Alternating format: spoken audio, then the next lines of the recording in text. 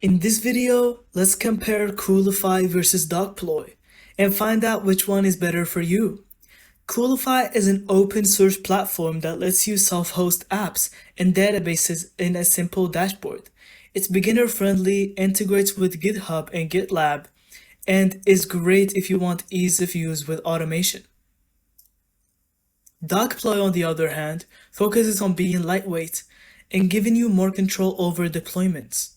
It's very fast, resource efficient, and supports advanced setup like custom reverse proxies and scaling. Choose Coolify if you want a smooth, almost Heroku-like experience for deploying apps without touching too many configs.